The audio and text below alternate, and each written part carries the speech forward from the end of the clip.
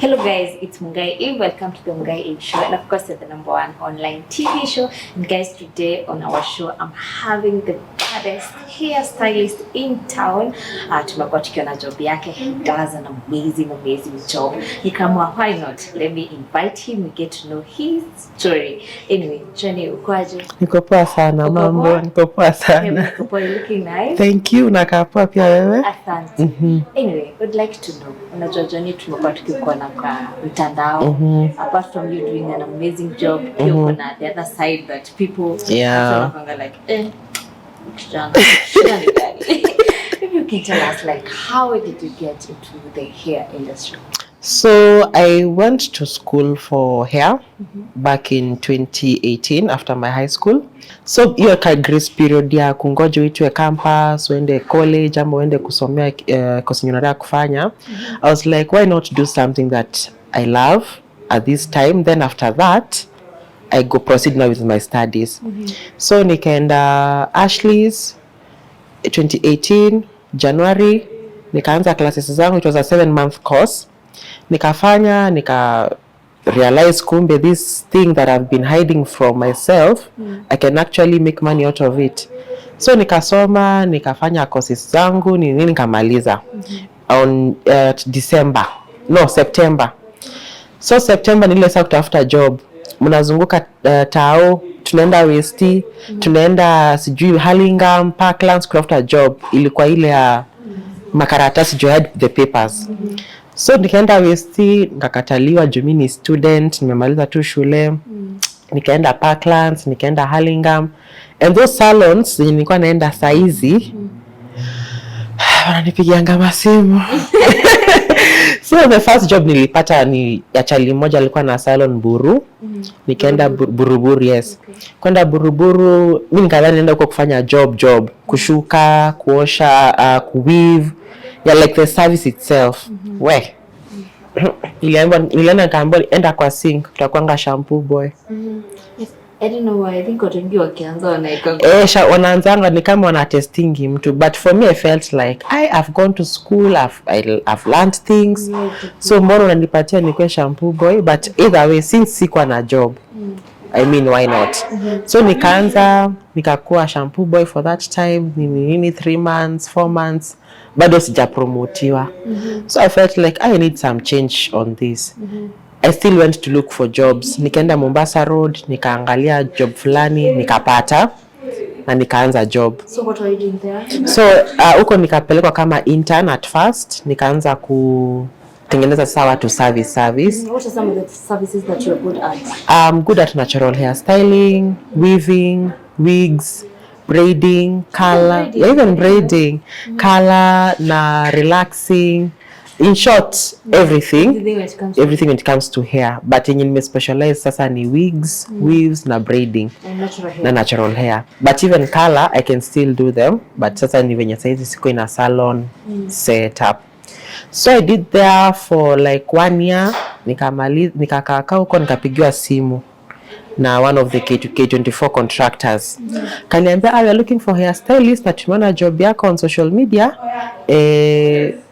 Would you like to come on board? Like, sawa, let's do this.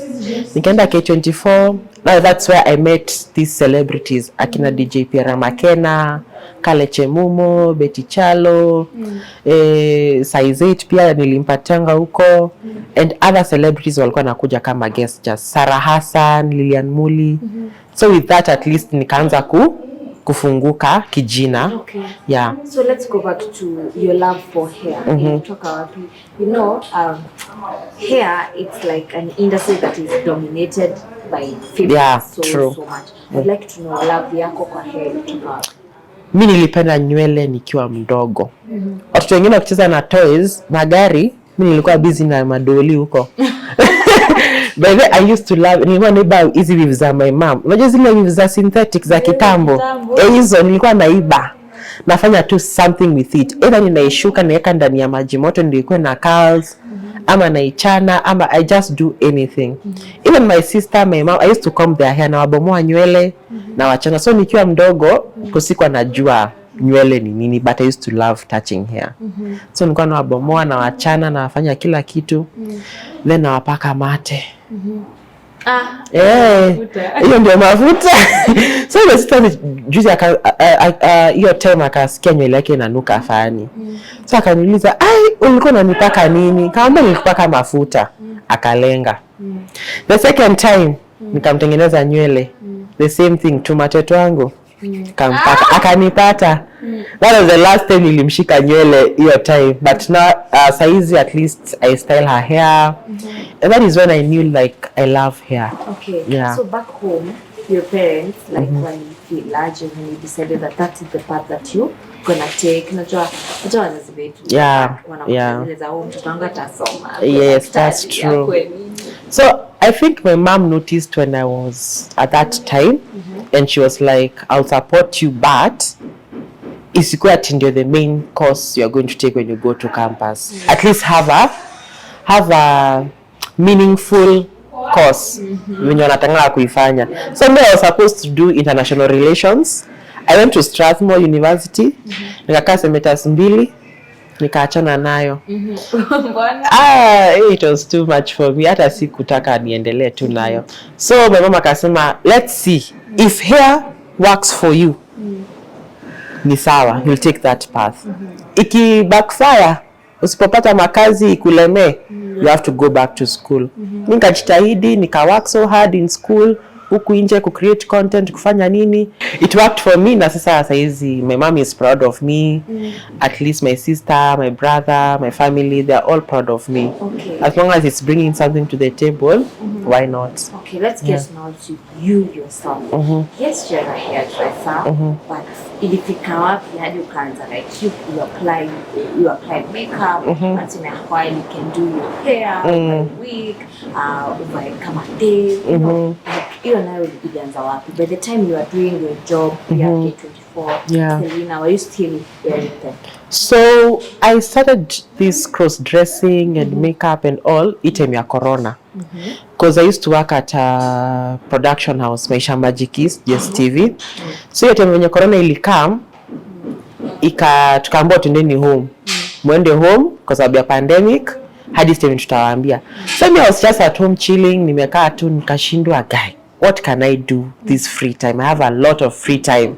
What can I do? And for the longest time nilikuwa nataka like to be a content creator.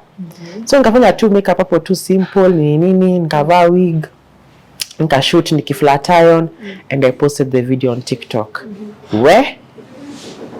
Ninaangalia views after 1 hour ishafika 100k, and I'm like wow. Napigiwa masimu na nini, so production ikanipigia simu ikaniambia, we've seen your video, you're trending, are you okay? Is it affecting your job and everything? Kamwambia, na wakasema if it's not affecting your job just continue. Even people around me akina Karuri and other content creators wakaanza kuni-encourage, wakaniambia, hey, by the way babe, you're good at this. I mean your first video hit 100k and over within 2 months nilikuwa nishafika 1.7 million views. So akaniambia, hey, by the way, continue, you can make money out of it. So brand slowly, ile flatten nilikuwa nimetumia the first video, L'Oreal ikanipigia simu all the way from Paris. Akaniambia, would like to work with you, would like to endorse you in our campaigns. Are you okay with that? What's your rate card? Hata siku anajua rate card ni nini. So nikatengeneza mbio rate card, and from then nikaanza ku work with brands, and that was the birth of the other side of me. Okay. Yeah. And so that was a shoot, like umekatuka boyeka and we decided let me do this for content creation. But ilifika wapi hadi ukakuwa comfortable, like you can do your makeup and box, unapatana na wewe kwa umeglama hadi yani najua ilifika hadi ukakuwa comfortable, like you can just go anywhere ukiwa unakaa hivi. Okay, one thing I realized, when you find out who you are, when you find out your comfort zone, you won't be afraid to do it. So I was like, I feel best when I have makeup on. I feel best when I wear heels. I feel best when I have my nails done. I feel best when I have my wig on most of the time when I go to events. And basically that is how people know me outside. Kupatana na mimi huko nje bila makeup hawezi ni recognize. But ukinipata na makeup hadi nikiendanga out sometimes my fans who are like, mbona leo na makeup, mbona leo na wig. I'm like, that's not my daily lifestyle, but that is how people know me. So it's slowly courage to ilikuja, and I felt good in that in that state. Okay, everything, like, cross-dressing is something that, okay, right now it's people are getting to understand it in our country, but in the beginning, of course, kulikuwa na zile issues. Like, how was it? Like, people will be like, oh, mbona unavaa like, kuna umama, you are uko kwa ile side nyingine. Like, how was it? So at first it was hectic because there's cyberbullying, kuna kutrashiwa, kuna kuongelelewa, mablogs wako tu na wewe hapo. So the first time I posted my video with makeup and hair, nilijikuta at that time Nani was the one who was giving tea, Extiandela. Yeah, that time. So mimi napigiwa simu na watu, ati Jony uko kwa Extiandela. Najiuliza nimefanya nini? I love that feeling. Alafu nikupigia sasa, nimeiona napigiwa simu. Nikauliza huyo colleague wangu, kwani what's happening? Kaniambia picha zako zimepostiwa huko ukiwa bila makeup na ukiwa na makeup. Facebook Kilimani Moms and Dads nimetupwa huko. Like it was trending everywhere. Watu wana make memes. Wanasema ukienda out kitu moja ya kwanza ni mtu atoe makeup. Ati when I go to K1 and meet a beautiful lady, unambaia mzinga, unashindwa leo kumbe ni jamaa. So everything just happened very fast in a short period of time, and I'm like, wow. So mimi niko tu all over. My mom is calling me, ananiambia, ninaona vitu zako social media. What's happening? Are you okay? Ni nini kinaendelea? Na huyu ni nani anasema tuko kwa relationship? Kuna mtu anasema tuna relationship na yeye for 3 years. Who was it? Some guy walikuwa kwa Facebook. Oh, he just came. He just came up. Akasema huyu nilimdate akiwa na makeup, nimemjua na makeup, hajaitoa tukiwa kwa nyumba. Kumbe nimekuwa kwa relationship na sijui huyu ananifungia milango za relationship. So mimi ako like, ulikuwa na date na utuambi 3 years, Jony 3 years. Na usemi kama mimi hata sijui mtu ni nani. Honestly, was riding on the so ilikuja nika trend for some time, but I used that to my advantage. That backlash, that kutrashiwa and everything, I use it to my advantage in the sense that I will not stop what I'm doing. In fact, this is a gaslighter that I should continue. So brands pia zinapenda kuwa associated na such, ukiwa the heat of the moment, watakuwa like, huyu ndo anaongelelewa saizi. So with time nikaingia tu kwa mix hivyo tu hadi saa hiyo. And how do you handle the fact that, of course, probably the biggest percentage will assume that you are from the LGBTQ community? So first thing, one thing I say, I need not to explain my sexuality. Wanga if saizi watu wangapi nakulizanga hivi straight or gay? Very few. Some few ladies, yes. But how many people ask you? Very few. The same case with us. Why should I explain my sexuality to you? Mbona nishinda nikienda kusema hapo niandike hapo kwa bio, niweke ka flag karimbo? Why? That's a personal decision that someone makes, and I need not to explain myself. Somebody can realize, are you gay or straight? I'm like, why? Why am I explaining myself? Come on, and mimi ni gay, go by that. If you think I'm straight, go by that. If you think I'm in between, go by that. That's your own decision. No, I know myself. I know my interests. I know what I like. So me si explain yangi mtu akiniuliza, I'm like, do you want to date me or something? Yeah. What if somebody wants to date you? Sasa tukifikia hapo ndio tunaendelea. So people ask me and I just tell them, ni hivyo kuko, wenye wanataka kuniona hivyo ndio kuko. Yeah. Wow, okay. So the story, like, that's how you've been handling it. Like, you don't mind mtu atafikiriaje. Mimi sijali wenye utafikiria, because number 1, I don't know you. Number 2, you don't know me very well. You don't know where I stand. Social media is a scam. Number 1, social media is something that ukitaka kuamini tuko job na sio personal. and it's tricky to understand. To navigate around social media and mostly Instagram, watu hupotea sana. Mimi on a daily sikwanyi hata na makeup. I'm so basic. Sweatshirt, sweatpant, sneakers, that's it. I dress up when I go to events and when I like have something. But normal days, hata hizi sema ni mimi. Nakwanga tu basic and plain. Okay. So you've mentioned about like you started cross-dressing during COVID, and all along you've been mentioning your mom, how she has been supportive and everything. Of course, she knew that you wanted to do hair. Yeah. But I'd like to know, when you started cross-dressing, ameanza kuona pia picha zako kwa mtandao, like how did she take it? At first it was a huge blow on her. Alikuwa like, hey, ushaanza kuvaa dress tena. Because nilianza na makeup. Nikaenda kwa wigs. Hasa ni dress, hasa ni heels. So she asked me like, what's the deal? Is it bringing money? Is it beneficial to you in your career? Is it bringing clients? I was like, honestly speaking, brands are paying and they're paying well. Na I told her, ma mimi after nitoke shule, high school, even after college, sikuwa imuitisha hata pesa. Kumwambia ati mam nitumie no. Mimi najihasolia. I go all set napenda pia ku cross dress because you know even that backlash and the hate and the negative comments at some point inakuanga personal because you're like, why are you hating on me so much? Mbona nitusi hivyo na hiyo machungu yote? Babe. Mbona nitusi hivyo? Like mimi nimekufanyia. So she was like, first of all, are you okay mentally? Because mental health comes first. Are you okay mentally? I'm like, me as long as the money is there. Mental health tutaenda kwa therapist. And of course me I'm not bothered by such things.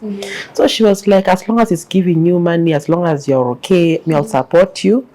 My mom buys me dresses. Ananiambia shiko vaa yaka, fanya nayo ka content. Vaa kakanguo. Vaa hizi tu viatu. And it's not like she's supporting or she's an aside na whatever people might think. It's just the fact that kama hii ndio inaletea mtoto wangu pesa.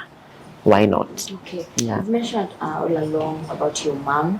Maybe somebody will be watching this and would be like, okay, where's the dad?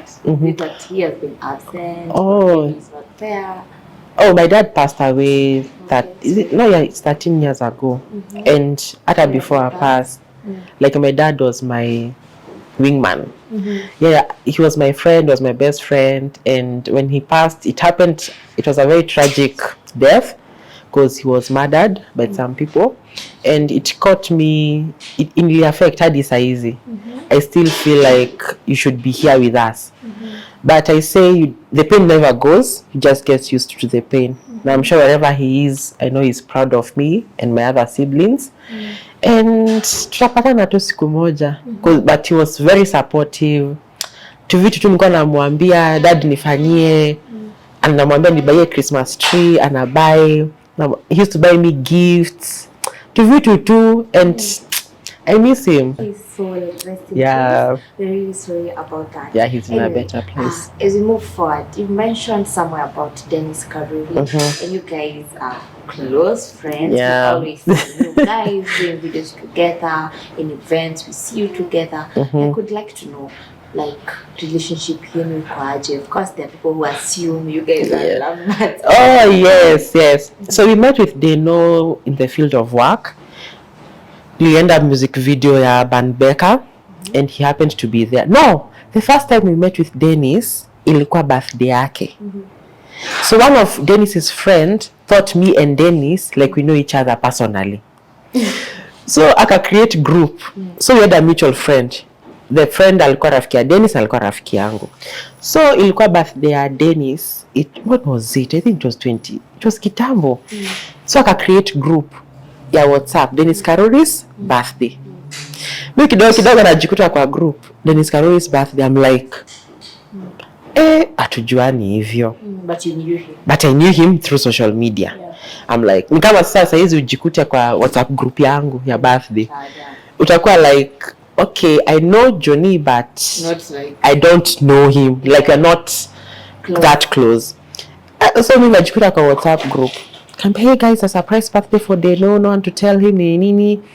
The dress code is this and this. The venue is this and this. Time nini. Mimi nika show up kwa birthday na outfit. So Denis akakuja tukamsurprise. Na pia alikuwa ananijua kwa like, babe, hi, how are you? So it was so awkward because I'm like, tuko hapa. And since then tumekuwa tukiongea na Denis. We met at work, tumekuwa na mutual clients, nini, and we became close. Tukakuwa mabeshte. At some point tukakosana, tukakuwa na kamvutano kidogo ya marafiki. Ika trend pia hiyo at that time. It was on social media. Yeah, it was on social media. What had happened? Tulipigana. Okay, ni story mrefu, but it was about aliibua simu. And the first time aliibua simu tulikuwa na yeye. The second time akaibua simu, alikuwa misplace mahali na nilikuwa bado. Wewe uko kwa ni mwizi. Sasa nikaambia mimi ni nani? Akaenda YouTube. Akapeana nini? Story time. Bado akajua ni nani? Ni mimi. So mimi nikamconfront, nikamuuliza, babe, haukuniambia? Haukusema mimi ni suspect? Ni nini shida? Ulienda kufanya YouTube video. But alikumention. Hakunimention, but nile I know it's me. People alijua kwa comments watu wanaandika, huyu inakaa handwriting ya Jony. Huyu anakaa Jony. So I'm like, akidogo umenipaint picha mbaya uko nje. Akasema, babe, it's not personal, it's just content nini. So I came to understand him way later about the content part. But akasema, Paul, I could have informed you. We meant things. So we are good friends. Sasa isha iko kwa YouTube. Haezi delete. Okay, so you guys you stayed for how long without maybe being in good terms? Tulikawia. Kwa hiyo ndo tupatane, ni client alituma tupatane. So mimi nienda shoot na kukuta Denis huko. Na yako like, "Kai babe, see hivyo, like I'm sorry, like." So me I was like, "Anyway, I see you are really sorry and you are genuine about it." So ni sawa tu. Tukakuwa friends, akasema it will never happen again if I have an issue with you. Like we talked as friends. When your friends wanna solve issues. And me I forgave him. Because mimi siekangi vitu kwa roho. I forgave him, we move on. Nampea job, ananipea job, we work together, we create content. I mean, watu uko sana na wanarudiana. Okay. So of course there are people who assume that there is more than your Yes, that's true. But then we've had such instances like, are you guys dating? But sasa, me and they know, like, it's like my sister, my brother, like, it's hatuwezi fika huko, like, si hata hivyo. Ni vile sasa tukienda hiyo direction, tutaribu what we have right now. So it's better we remain as friends. We help each other. We are family. He's been to my mom's place. I've been to their place. Our siblings wanajuana. We go for sleepovers. So tukienda hiyo direction ya intimacy, kidogo tutachoma, tutaribu. So you guys have never been into it? Hata ijaini cross mind yangu. But how do you feel when people assume it? I mean, me know my truth. I know what's the deal. So we just laugh about it. Tunacheka, tunasema, babe, tungekuwa nini. So tuna play along tu na wao. Okay, so you've mentioned about when you are trending, people used to say, oh, mtu akienda kwa event anafambia dem atoe makeup sijui nini blah blah blah. I'd like to know, like, have you ever been into a situation, maybe in an event or in a hotel or somewhere, maybe somebody approach in mind like Denis when you leave? Hey, all the time. All the time. Tukadina Denis, when approaching Denis wanamwambia, can you talk to your sister? Ndio wanamwambia, this is my sister. It happens all the time. Si tumeenda out with my friends. Na Denis, tuliwa Denis sisi tu wawili. Tumeenda out, tumechill tu. A group of guys, tulibaiwa drinks. Not 1, 5. Shisha, everything, food. Wakasema tumelipia kila kitu. Tukawaambia, but we are not ladies. Wakasema, we know. You look gorgeous. This is what we want for our ladies. You are advocating for self-love and confidence. That's what we want. You don't want anything extra. We just want you to have a good time and appreciate you all the time. Hadi wababas tukiwa di photo shoot anywhere. Wanakuja nakwambia hey, can I take you out nini? But so naangalia unaona hii kitu sio worth it. Because you know this is a married person. Mimi na maisha yangu, I'm young. So sitaki drama mingi at this time. But it happens. We get people wanna to prospect, wanakuwa like, hey, we'd like to hang out with you, nini, but I'm like, men? Even men, 80% ni even kwa DMs. Baby, if I show you my DMs, aki, kai, Mungu tu awasamehe. Aki. What about celebrities? Well, that too. Even celebrities. Wanajirushanisha. Male celebrities. Mimi nawajua. Nawajua ni wenye tu saki kuwachomea. But wako, and I tend to understand them. Because most of them, they are curious. They are like, what is going through Jony's mind? Mbona na cross-dress? Mbona anafanya makeup? Mbona ako so feminine? They are so intrigued by that, and they are like, I would like to know more. Wengine wanataka ikuwe like experimental for their own self benefits. Wengine ni fetish yao. But you see, at the end of the day, I'm not a specimen. Sasa mimi niko kwa lab hapo na ngoja kufanywa experiment with people. I have feelings. I have emotions. So if you can't play around with my emotions, sintakuwa depressed. So how do you handle it? I just have my boundaries. I know where my maximum. Najua tukiendelea na hii conversation hii ndio inaenda. I have just find a way to divert that conversation. Ama na kughost. Na kublock.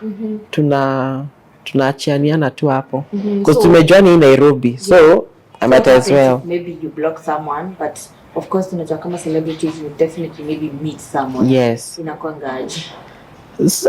Nilikublock for a reason. You should understand that there's something you did that made me uncomfortable, and it's not my fault, and I don't compromise on my uncomfort.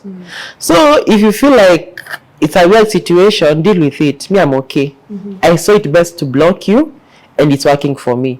So tukipatana nao kwa events, tunasalimiana tu, because it's not personal. It's just about that you crossed a line, and I felt some type of way, and you should respect that.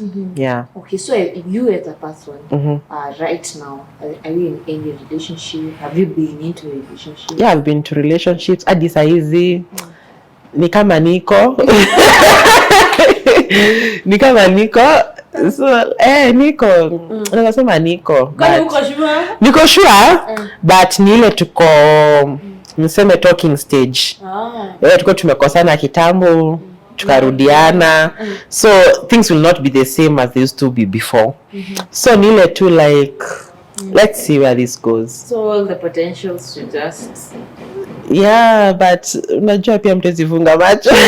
But for now I think I can say I am seeing someone, and I hope he or she is seeing you. Never najiona. Anyway, recently, Jony, you've been trending over a story about you and what you do. Of course, we've seen you work with both celebrities and non-celebrities.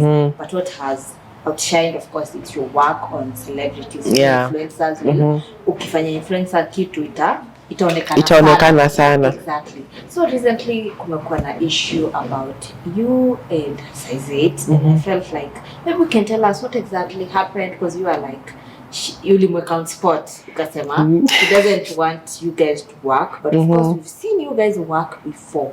So hatukuelewa ni nini inaendelea. Hata mimi sikuwa naelewa. I was shocked. I was like, where is this coming from? I mean, we've worked together. Munga, if we've worked together with you, then all of a sudden una shift na uko umeniambia or anything, I'll be like, I think this is personal. Because may believe when you book me, mambo za sexuality, religion, political point of view, na just personal stuff, even tribal things, I don't think they should come in your way when you're rendering a service. Kama umekuja nikufanyie makeup, my sexuality, my religion, and everything that is personal to me is not a hindrance to deliver my services. So they booked me like 1 week before the shoot, because it was a group of 7 ladies. Nikapigiwa na the person who was, gospel ladies. So nikapigiwa with the person who was connecting us. So she was like, hi Jony, we have this job on 7, because we work with her a lot. She's a stylist, we work with her a lot. So it's like an agency kind of thing, because we have a makeup artist, hairstylist, photographer, and now me, the hairstylist.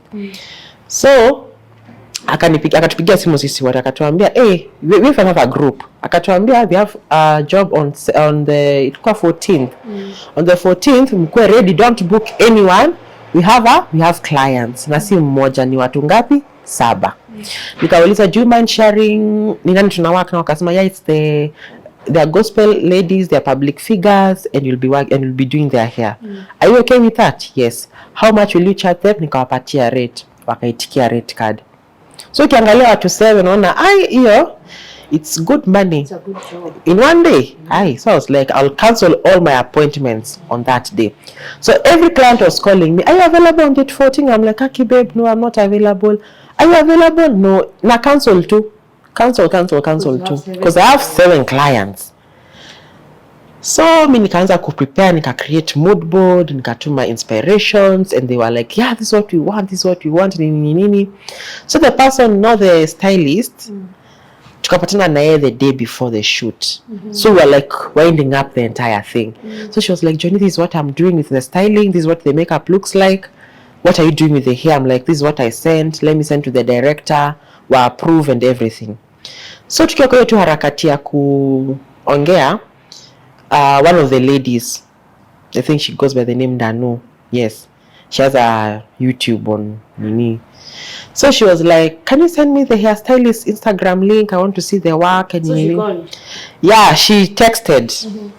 So the stylist akamwambia, okay, no problem, let me send you the link. Akatumiwa link. Miss Jony aliona huko ikamshtua. So alikaa for some time before I reply. So sikadhani ameona, amemaliza nayo, that's it. So later in the day, as we go on with the shoot, the stylist anapigiwa simu na the director, anaambiwa, hi, we have an issue with the hairstylist. You know, we are gospel artists, we are gospel public figures, and whatever he has portrayed himself on social media will be a controversy and conflict of interest. And I'm sorry, but you cannot work with a gay guy. Those are the words she used. The exact ones. The exact words. So I mean, the stylist anakuja ananiambia, hey Jony, I have bad news for you. I'm like, what's happening? Akaniambia, the team wamesema they cannot work with you. I'm like, why?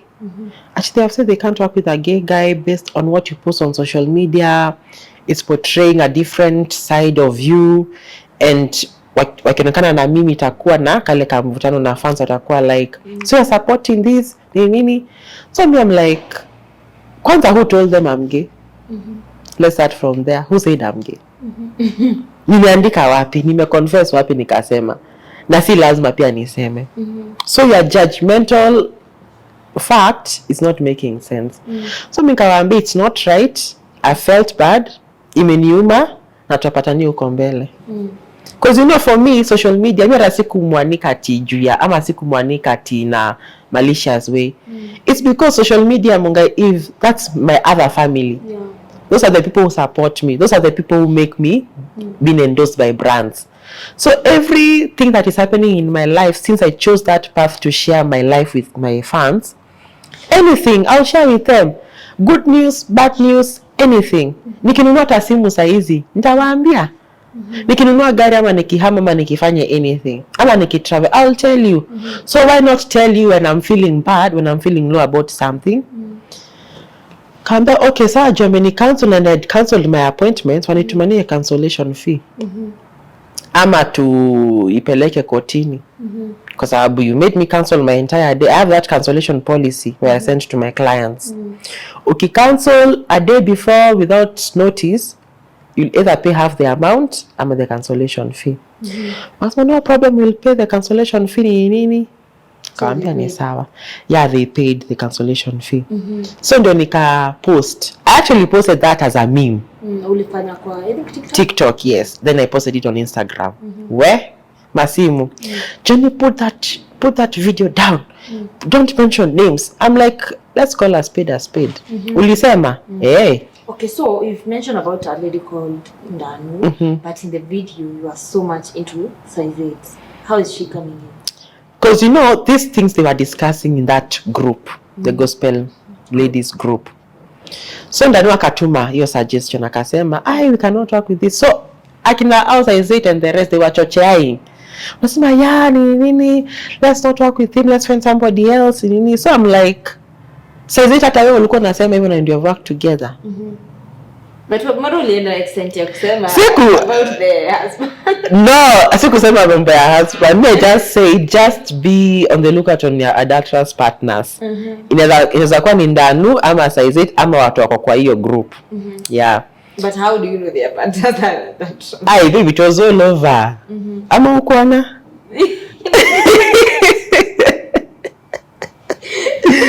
Ukuona? Suliana? Na ni ukweli, babe. So like, if you come to me judging me, please sort your issues first. Kama LGBTQ ni sinners. Babe inasema, hakuna sin ndogo na sin kubwa. Sins zote zitajajiwa the same. Regardless. Mwizi, nani, wote. Mtu anadanganyana wote. So Miss Jumbo wanaona kwa LGBTQ community such a big sin, they can't associate themselves with them. Yet hao wenyewe ndio hypocrites, wanadanganyana, wanakon watu, wengine walipi services, wanaumiza watu. So I'm like, that's such a lame and dumb excuse to cancel someone. And I felt the urge of talking about it because ni watu wangapi, babe, wamekuwa cancelled based on their even physical features. Huwezi kubuka tujue ni mnono ama jue ni mkonde. Yeah. People are so petty out here. How is it? Mwingine anakubuka nasema mimi siwezi buku kwa sababu ako na dreadi. Siwezi buku kwa sababu anavaa hivi na hivi. Siwezi buku kwa sababu because of why. Why you bringing your personal interests to work? Hivi ningeulizwa kama tufanye interview ningesema no. But it's not personal. Uko job niko job. So I felt the urge of talking about it and letting people know that such clients exist. And we face them every day.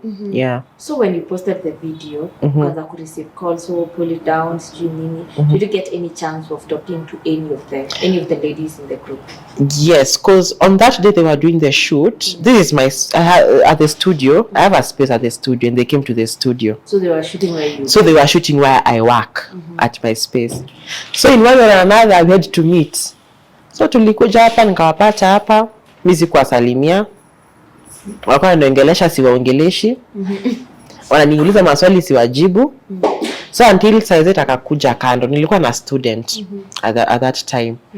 So Saizet akakuja akaanza kuniambia, hey, let's talk about it. Please smile for me. I'm like, what is smiling? Na smile nini? Let's talk about it. Akaanza kuambia student, can you excuse us? We talk about it. I'm like, no, we're not talking about anything. You said what you said. If you wanted us to talk, ningekuwa na kutengeneza nywele sahi. But since I'm not working with you, I might as well not talk with you. So napigiwa na directors, naambiwa pull it down. You're putting Saizet on a spotlight. This is getting out of hand. I'm like, hata mimi, it went out of hand. Saying such things, that was out of hand. Yes. Okay, so hamkuongea, and maybe in the future if you get a chance, maybe they want to work with you again. Do you give them that chance? I don't think so. I still feel offended. I felt offended. I felt disrespected, number one. I felt offended. I felt diminished. Ushisikia ni kama umechukiwa for no apparent reason. That's how I felt. Na ikifikia your point, the best way to do is avoid each other. Go if we meet in the industry, well and good. Tukipatana kwa events, well and good, but that part of working together, I don't see it happening. Maybe kama ni deal poa, I mean, I'll nita consider. But for now, let me heal first. Okay, so was it your first experience to ever get maybe somebody who is counseling you for such a reason? Or it's something that has happened before? No, no. It was actually the first time. Even my friends were like, it happens. I'm like, I am also shocked. They were like, but I thought they were civilized and open-minded people. In fact, kama nadhani you are in that community, wanafaa wakuleta kwa Mungu, wakuombe, wakufanyie, wakumente, bring someone to Christ. But me, I'm saved. I'm a Christian. I believe in God. I'm born again. I believe in God. I pray, I do all those, I fast, I read the Bible. So mi sikuwa naelewa Christianity inaingiliana wapi. Okay, so of course tunajua kuleta story kwa social media inakwanga na everybody sees it in different directions. And there are people who felt like, oh, Jony, mbona unaleta story kwa social media, like si lazima, mbona work pamoja. Like people felt like you're pushing so hard to work with them. Like, I was about it. Let people get this right. I'm not the one who approached them. Mimi nilikuwa tu nimechill. Mimi sio mimi niliwapigia simu nikamwambia can I work with you? There's no point niliwaambia ati can I offer my services to you? They are the ones who came to me. Now if you come to me, then you counsel on me based on a very dumb reason. I feel like kuna vitu zinakosana hapa. Because umenipigia simu Mungai Eve, ukaniambia tufanye interview. Then all of a sudden, utaki kufanya interview na mimi based on a very dumb reason. Is it making sense? Ingekuwa ni mimi nimekuambia Mungai Eve, let's do the interview. Then ukatae. Then ende kwa Instagram niseme Mungai Eve alikataa based on this and this and this. Now it makes sense. But mimi hata sikuwa najua kuna shoot. Hata sikuwa najua kuna hiyo YouTube or anything they want to do. So me I'm like, unani book, then unani cancel based on a very dumb reason. That's not the right thing to do. Yeah. Okay, they could have done their research before even booking me. Sindio? They could have done their research, waone huyu mtu ako hivi na hivi na hivi. It could be better if they could have just said all those things without my knowledge. Yeah. Okay, so maybe that is one of the challenges that tumeona openly that you guys face as cross-dressers who are working in the industry. I'd like to know, what are some of the other challenges that maybe you come across? Some of the challenges, people outwardly judge you. Huyo anavaa kama demu, huyo ako kwa LGBTQ. Huyo anafanya nini? Huyo ako anafanya, like they judge you outright. Another challenge we face is that we get a lot of backlash and negative comments because people project their insecurities towards us. Mtu anataka kufanya kenye unafanya, but confidence yake haijafika hapo. So they project the insecurities towards you. Which for me it's a lot to take in because huyu akikuja na comments zake, huyu na huyu akuje. It's hurting and it's a lot. You get hit on by random people. People want just to sleep with you or experiment with you. That's a challenge because, like I said, I have emotions, I have feelings. If I be an experiment to each and every person, sintakuwa na magonjwa zingine hatazieleweki. And that's why you find the LGBT community, most of them, they are wanakuanga na affected na HIV and AIDS because most people use them as experiment. So nakuta mtu anakuja na kutumia anakuacha. Mwingine anakuja na kutumia anakuacha based on their fetish satisfactions ama their curiosity. Which I don't blame them, but tutakuwa experiments wa watu wangapi. Okay? Even some of the clubs and some of the places we go, we get some weird treatment. Unaambiwa, oh, don't come here with makeup on next time. There was a time you complained about yes, that. yeah. Yeah. Nilienda huko, hata I never went with makeup on that day. Then all of a sudden naenda tu siku moja naambiwa usiingie huko. Management imekataa. It was not the first time, not the second time, not the third time. You actually work. I actually work. Tuna landlord ni moja. So I'm like, unanikataza niingie kwa nini? Ninasumbua nani? Nimekosa kulipa bill or anything. So what is my dressing and personality have to do with me hanging out with you? I'm a client. Hakuna mali umeandika outright. Men with makeup and cross-dressers are not allowed. When you mnaandikanga 18 years ama 23 years and above, andikeni pia hizo. But again, they cannot write all their rules and regulations hapo. But there are some things you have to put them out there, people to know. So we get such challenges, and it feels bad when people don't allow you in their space based on who you are and based on your personality. Because mtu anaweza kujifeel like, am I enough? Is it worth being who I am? But in the long run, unakuta ndo akona issues tu zao. Yeah. So you had like maybe even people you cannot hang out with because of such. Yeah, that people are like, I don't hang out with Jony because we might be framed as this person. Don't go out with him. Don't, you know. But it's okay. Because pia mimi, certainly nataka work with everyone. But when I gauge it based on a valid reason. Kama kuna tutabia tufani za kuiba vitu, kuchokoza watu, kuchapa watu, those ones, hizo ni tabia mbaya. But based on someone's personality and outward look, I don't do that. Yeah.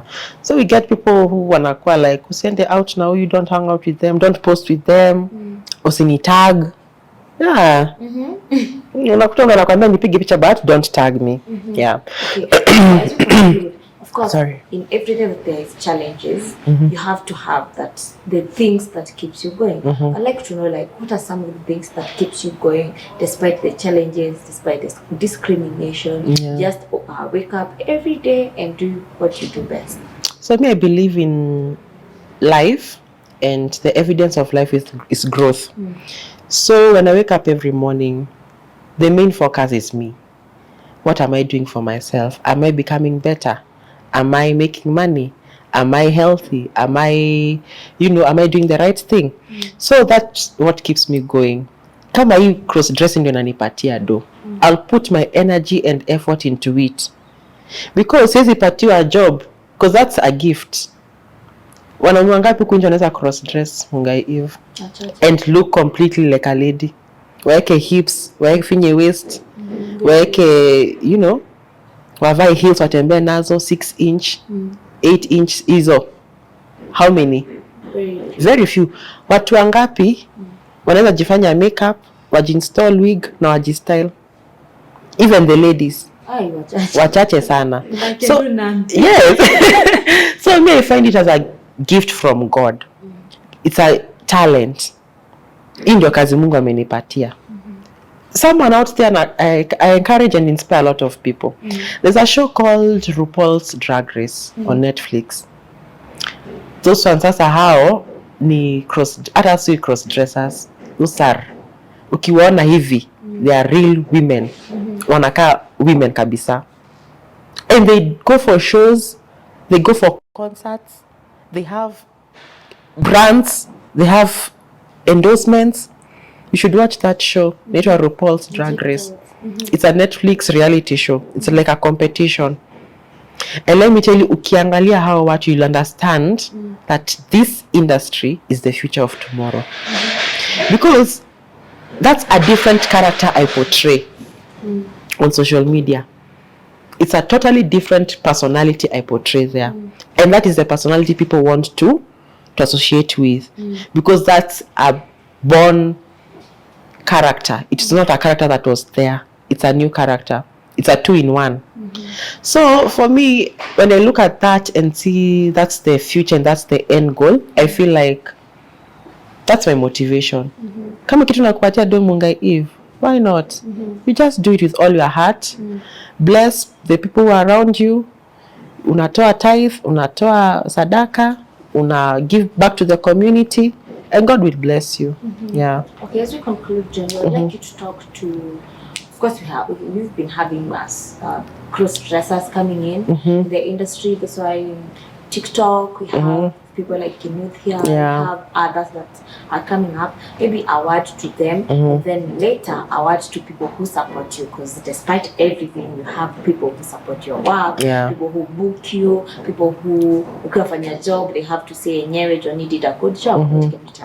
So to the upcoming cross-dressers and content creators in general, social media is a tricky place to be. You have to have tough skin. You have to be roho ngumu, roho juu. You have to have that self-awareness that whatever happens, happens. Good publicity, bad publicity is all publicity. So for me, my encouragement to them is just be you, be yourself, be confident, know your boundaries, know where you stand, have limits. There are some things you might do and then you go way overboard. Have your limits. Have people around you to mentor you, people ahead of you. Have mentors, have friends who are beneficial to you. And with that, you'll be on the right path. Yeah. And for my supporters, I'd like to say thank you so much. Kama sio nyinyi, hata singekuwa hapa, singekuwa nina trends, singekuwa nafanya content, but because of your love and support, at least now I have a family. And you are my family. And I thank you for that and I appreciate you. Yeah. Okay, for somebody who would like to work with you, book for your services, where can they find you? You can find me on Instagram, Jony Hair Designer, and Facebook and TikTok, Jony Hair Designer. Also on Twitter, Jony Hair Designer. Yes. Yeah, Jony. Yes. Well, thank you so much, Jony. Thank you too for having me. Pleasure to have you on our show. The pleasure is all mine. And guys, make sure you check out his work. As I told you earlier, he does an amazing job. You're gonna love it. Follow him on his social media handles, Instagram, TikTok, Facebook, everywhere. And come on a job, of course, to Christmas mood, festive season. I know good jobs ziko, so you can always give him that opportunity to do job with him. And guys, make sure you subscribe and meet the next video.